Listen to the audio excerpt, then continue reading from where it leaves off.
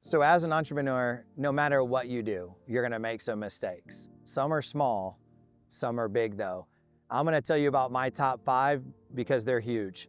So let's go back 10, 15 years, late 20s. I'm in my early 30s, in between the process. We're coming from the medical arena. We had all been in medical sales. Some big corporations like Cardinal, like Medline, Professional Hospital Supply, some major companies. We had all done really well. Well, then the company we ended up all at together, we got Professional Hospital Supply. We got bought out by, I think it's the second largest medical company in the world, Medline. Next thing you know, it was like office space. We had 5 managers, bosses. They're asking us to move around. I personally had all of the Houston Medical Center and then also covered Louisiana, which was awesome. That's a whole nother story. So then they asked, I actually lived in Austin at the time, crazy enough. Next thing you know, they're asking me for Medline to just move down to one hospital. The other guys, they were getting less accounts as well. So we kind of came together as a band, and next thing you know, we started, we jumped into our own company and started our own LLC in the medical arena. Now, we were all acting as independent medical reps, or sometimes they call them independent contractors, but in the medical arena, you can pick up different lines as an independent rep. So we left the corporate world and all started picking up some different lines as we all had different contacts and different type of products we could pick up. Well, next thing you knew, we were selling millions of dollars in these different medical products and independent lines, and we kind of banded together at one point. Well, along that journey of one of the independent products, I met an acquaintance, which became my business partner. We banded a medical company together. It really took off from there. So this is where everything exploded and all the mistakes started happening. So now we went from independent medical reps, contractors, to banding together, trying to just add employees, staff as fast as we could, add more help than we needed, added the private jet service, bought cars through the company, each hired probably a family member or a friend, did everything possible, put all our expenses, our cell phones on the business account, didn't have a business coach, didn't necessarily have a business plan. While we thought we did, looking back, we didn't. We weren't as organized as we could have. That's why we've started doing that a lot differently now. Just really a bunch of things A to Z as a first-time business owner in my late 20s, early 30s. Sometimes as entrepreneurs, we know we gotta learn the hard way. And I learned everything the hard way. So now fast forwarding 17 years, those early businesses in my late 20s and early 30s are long gone. Now I'm looking for much more steady, slow-paced, consistent businesses like some of the things I'm doing with my wife, Bailey, the Lovis Realty team, also the ice guys. Crazy enough, people coming to buy ice and water. I would have never thought. It's the most consistent, slow business and steady business I've ever seen. But you know what? There's no employees and it's still here. So the stability I have now in all my businesses can be attributed to all the chaos and things that happened in the first one. So now let me tell you about the 5 things I learned the really hard way.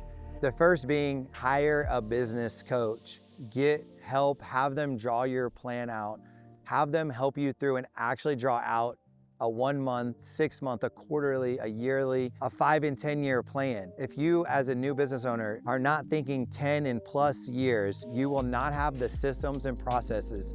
So and that plays into something we'll talk about later with an actual business office organizer, but you have to be organized. You have to have the systems and process that a business coach will help you through. There's no amount of money I wouldn't pay my business coach to keep myself and Bailey and our team in line. We have such a plan. We're already on to 2026 and it's not even close to that yet. We're a couple months away. We're planning already for 2026 and 2027, already months past. If I had a business coach when I was starting some of these first medical companies or products, anything from the Lower G Spirits and Cigar liquor store to starting a nightclub in Houston called the White House, they would have said, slow down, plan ahead. We were over expanding. We were doing so well on the medical company, we should have just stuck to the product we had, but we kept adding products, adding employees, adding from everything from A to Z. Next thing you know, we're hiring friends and family. Everyone's coming to us. We were driving to Austin and Houston for some of our accounts. Our business coach would have helped us. The next thing you know, we're flying on a private jet. Do we need that? No. But we did it. And these are some of just the few mistakes that we made. A business coach, we would have had a plan. We would have organized our time out with our accounts and our things, and we could have done it ourselves. We could have driven there. We could have had the sales reps. We had over 10 sales reps. We could have had them go out, but I always had to go with them, or one of my other partners went with them, flying private. Instead of when we were doing well and building the business, we were driving and sometimes flying Southwest. It was crazy. And the business coach doesn't necessarily have to be even someone that's like a paid coach or you find online or on Instagram, or we all know there's a million of them on YouTube. You could actually just find a mentor. What I would recommend for you is to find and reach out. Most entrepreneurs want to help you. If you can reach out to someone in the space on a daily, weekly basis, I'm trying to meet or talk to for at least 5 minutes one of the top either real estate coach or real estate agent in my area or really anywhere in the world or country and getting advice for them. So that mentor could be huge. They could play as your business coach, and sometimes it's just one of the top agents or sales reps or someone that's just a little bit above your level, or it could be someone that's an owner all the way to owner of a company that wants to see you succeed when you're younger and maybe have your own company one day. Create systems, slow down, create the systems and not just hustle. If you have just hustle, it's a mess. You have to have something, pick everything up behind you. Here's one of my favorite examples of this. As the sales director of our company, we had many sales reps. We got so many accounts on board, we were not thinking about how are we gonna set up those accounts. We were just saying, let's sign up the doctors and let's get the accounts and get them on board with our company and our products and the things, the independent medical products we were pushing out. Well, next thing you know, we had too many sales reps and we had done a great job and sold all these accounts.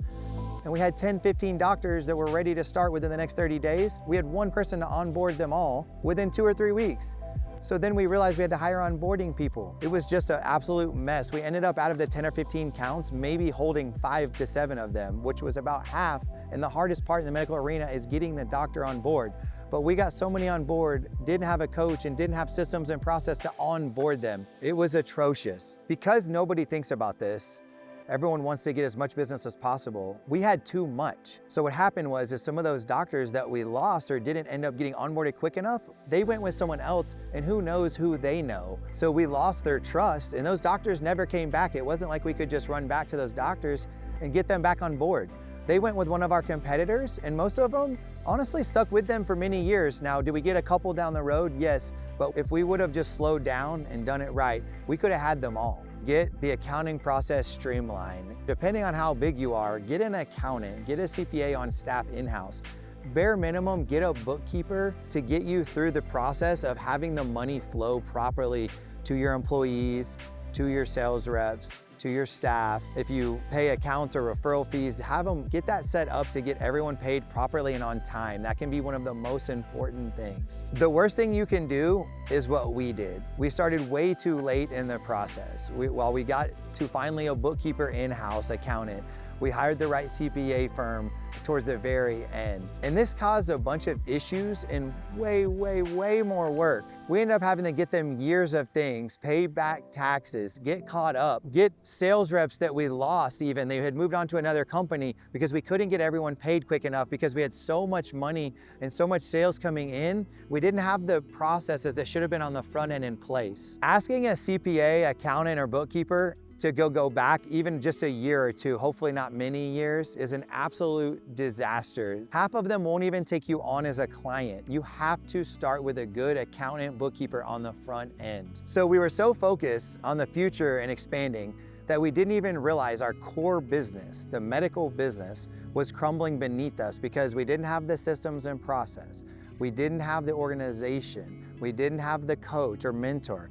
We didn't have the bookkeeper or accountant, and some of those things we've talked about earlier. We just kept expanding, buying other businesses. It was so crazy and out of hand. So now the fifth and maybe the biggest mistake we made is not enjoying the journey. We abused it. So a friend of mine said the other day, Logan Fulmer with Fulmer Consulting, he said, you don't go from a $5,000 or $10,000 deal, he's actually in real estate as well, to $1 million the next deal. Just like anything, it's step by step, building block by building block. You go to a $10,000 deal, maybe the next one's 20, maybe the next one's 30, maybe you jump up a little to 50, maybe then 100, maybe $250,000, and then maybe you're ready for $500,000, $1 million deal. And at some point you have to take it step by step. You don't start at the bottom of the mountain and jump to the top to the $1 million account or million plus. You take the business step by step and appreciate the lucky jumps in between. Now, I'm gonna leave you with a story about not enjoying the journey. As we've talked about, over expanded and we've added too many accounts and we've made lots of money and lost the money, But one of the worst things about being an entrepreneur is people are depending on you, their lives. While we did have friends and family working with us, we had other people we just hired off Indeed and other sources. Along the journey, one of the absolute most sickening parts where I was literally laying in bed for 2 days with back pain was while we overexpanded, we also had to let people go along the journey. It's probably, in my opinion, one of the worst parts about being an entrepreneur. I was laying in bed, locked up, body and back, throwing up left and right. I wasn't sick. It was that we had to lay off half our staff at one point after many years into this and growing the business because we didn't have the systems and processes. We didn't have the coaching. We didn't have the mentor. We didn't have the right accountant. We didn't do things right, taking full accountability. We literally, when you have to lay people off that are relying on you, it's the worst sickening feeling you can ever have. I literally was throwing up and locked up for 2 days, could barely move because I knew on Wednesday or Tuesday, on Friday, I was gonna have to let half of our staff go, even one of them being my mom. Now, with all this being said, really, really, really slow down. Ask yourself, do I have a business or do I just have a hobby? Because at some point, other people's lives are gonna depend on you, and you have to know that you have a business with systems and processes and all the things we've talked about. Avoid these mistakes that I made, please. Now, if you've made it this far, thanks for watching. It really means a lot. Please don't forget to like and subscribe. I'll see you in the next one.